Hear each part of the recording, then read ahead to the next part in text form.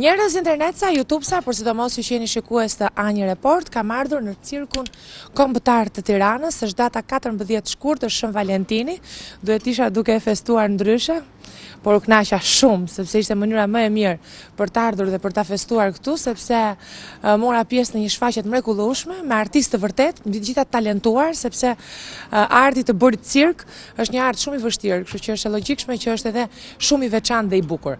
Arsyeja për cilën kam ardhur, në fakt nuk ishte vetëm për qef, ishte sepse mësova që 2 ditë më vonë, pra sot është data 14 shkurt e shtunë, me datë 16 duhet të zbatohet një urdhër për të liruar vendin e cila i takon pronarit. Detajet na i shpjegon brenda drejtori i cirkut kombëtar dhe ditën e hënë do shikojmë se si do të vazhdojë kjo histori.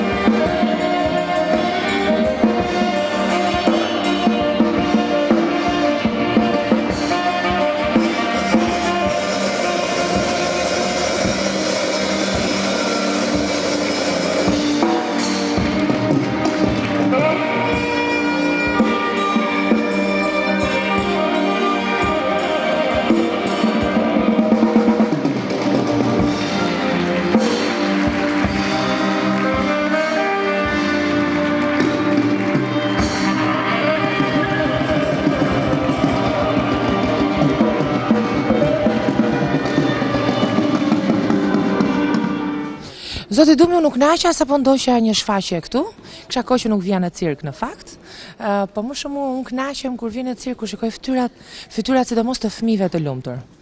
Megjithatë, arsyeja për cilën kam ardhur nuk ishte për të parë një shfaqje, dhe më vjen keq ta them këtë. Mësova që ndoshta ka shumë mundësi që meqense ka dalë pronari tokës, cirku kombëtar do të lëvizë për këtu. Është e vërtetë kjo gjë apo jo? Është një çik situatë e komplikuar. Është e vërtetë që ka gjyqje që ka vite që këtu zhvillohen gjyqjet një pas njëshme, shkallë parë, 2, 3 dhe kështu me radhë, nga zoti Astrid Veliaj, i cili e ka blerë këtë, një pjesë të trullit ku ngrihet arena cirkut, e ka blerë nga pronarët dhe kërkon që t'i lirohet sendi që është pronë e tij. Deri këtu s'ka asgjë të keqe, ne nuk jemi kundër pronarëve, as kundër kthimit të pronës tek i zoti, por cirku kombëtar ju do ta dini prej 2 vitesh është pronë e shtetit shqiptar. Dhe si e tillë ajo mbrohet nga shteti shqiptar.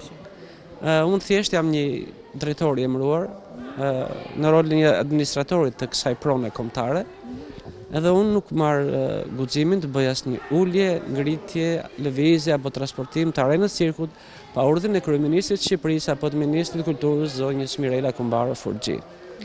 Unë për gjithçka që kam marrë vesh vetëm dje kam dhënë djeni Ministrinë e Kulturës. Unë jam njohur me vendimin e gjykatës apelit Tiranë, e cila i kthen ja njeh këto 409 metra katror, që janë pjesë e trullit ku ngrihet arena, i njeh zotit Astrid Veliaj. Jam njohur dhe me vendimin e zyrës përmbarimore private Neriet Azizi, që kërkon që në datën 16 nga ora 10 deri në 12 bëhet lirimi dhe dorëzimi i sendit. Edhe për këtë kam vendin një prorët. Njëkohësisht jam drejtuar dhe drejtorisë policisë qarkut Tiranë për të kërkuar mbrojtje, për të mos ndodhur kjo gjë, sepse nuk është një gjë e lehtë, nuk polet një çadër shiu, apo një gjë e thjeshtë, apo një çadër alpine. Bëhet fjalë për çadrën ku zhvillon aktivitetin i vetmit cirki i këtij lloji në vendin tonë, që ka gati 5 dekada e gjysmë që është në shërbim të gjithë brezave, edhe së fundi është njohur për vlerat që ka, është njohur si cirk kombëtar. Prandaj, në pritje të udhëzimeve të prorëve të mi, unë nuk di se them tjetër, do të veprojmë edhe neve. Një gjë më trishton. Thjesht, kjo është personale, po edhe në funksionin si drejtor. Më ky njeri, zoti Astrid Veliaj, që ngre kultet të arsimit edhe të dijes në Shqipëri, në çdo qytet. Po këtu gjeti pikërisht i blej këto 409 metra katror për të prishur të vetmin kult të artit. Është vërtet, po. Kjo më bën çudi, domethënë duke pas Shqipëria kaq mira hektar. Se e ka bler tani nuk është një pronari më parë. Jo, pikërisht, ka kafshuar një copë në këtë vend, të cilën po t'ia kthesh duhet mos montohet arena e cirkut. Domethënë merr një pjesë të kësaj arene ku ne po flasim sot. Kthiesh kjo më bën çudi, domethënë nuk e di çan ndjenja shka si qytetar. Nga një anë kërkon të ndërtojë për këtë vend, nga një anë kërkon të shkatërrojë për këtë vend. Nuk është një hata e madhe, cirku mund të lëvizin ministri, lëvizin dikastere, po gjëra duhet bën marrëveshje të studiuara, që të mos prishet kalendari artistik i cirkut kombëtar, që është në kulmin e vet. Se këtë desha të pyesja. Sot është data 14 shkurt. Po. E unë zgjodha ta kaloj Shën Valentinin duke ardhur këtu. Më vjen mirë. Jo, do u kënaqa, sepse shfaqja është shumë e bukur. Pash artist shumë të mirë, ë?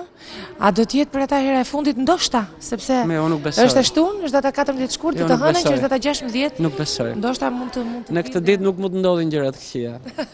Sidomos për këtë brez që janë të gjithë të ri dhe të reja të mrekullueshëm që ju i pat. Le të ekziston një rrezik, le të themi që ndoshta. Jo, unë mendoj që do të ketë zgjidhje me mirë kuptim. Domethënë palët do të merren vesh, cirku do të lihet kohë edhe në rast se vendoset që do lëvizet. Do të lihet kohë disa mujore që të mbarojë kalendarin artistik në zhvillim.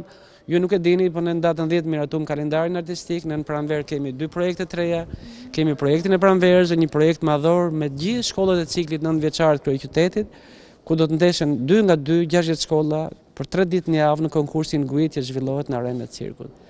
Pra është mëkat dhe s'ka sens që të ndërpritet ky aktivitet në mënyrë brutale, por gjërat me mirë kuptim edhe me gjetje më shpejt mund të zgjidhen edhe duhet zgjidhen normalisht. Shumë mirë. Domethënë kjo do të thotë që ne si publik nuk duhet na vi keq në thonjza, për të gjithë këta artistë janë shumë të talentuar. Po për artistët nuk ka sepse të ketë keqardhje. Sepse artistëve nuk i cënohet gjë.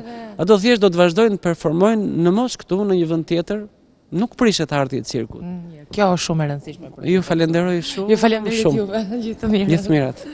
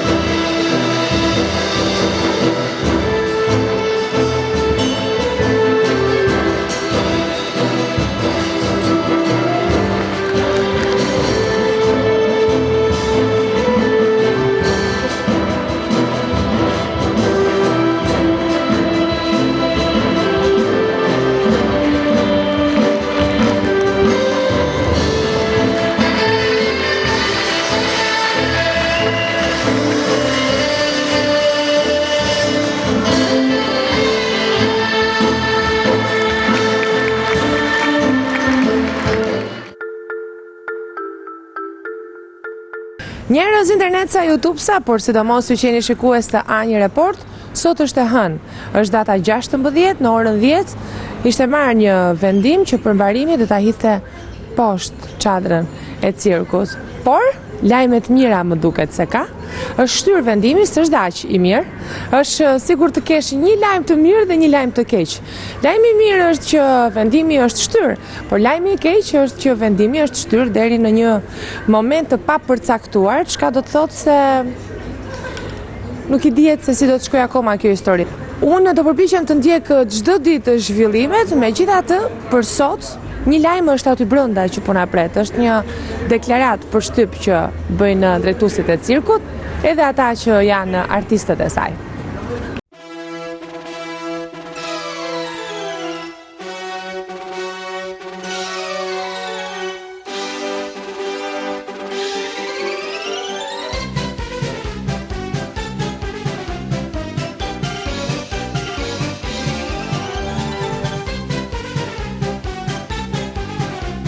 Sot, në këtë moment, në datën 16 i dyti, në orën 10 deri në 12, duhet të lirohen 409 metra katror sipërfaqe nga trulli ku ngrihet arena cirkut, sepse pala fituese, që është e zotit Astrid Veliaj, i ka fituar në të gjithë shkallët e gjyqësorit. Realisht i vije që të lirosh këto 409 metra katror, duhet ulet praktikisht çadra e cirkut, sepse është pjesë e trullit ku ngrihet kjo arenë për 1500 metrash, afërsisht metra katror.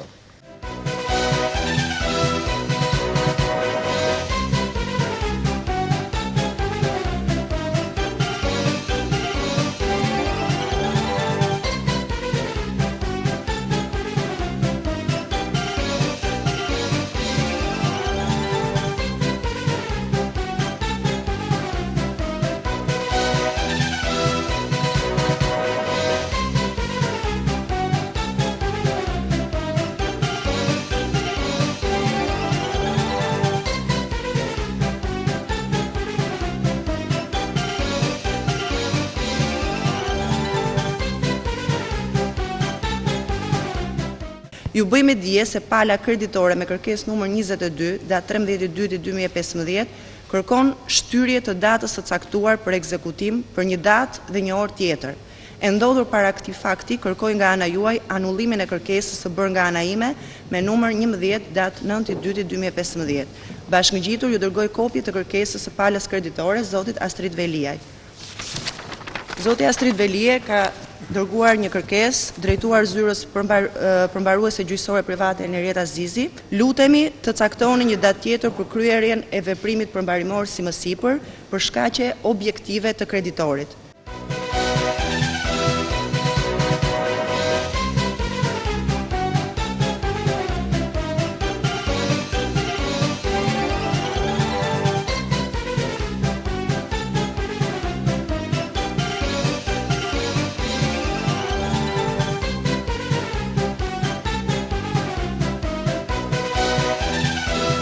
Dhe ne jemi në pritje se çfarë do na thonë për orët tanë.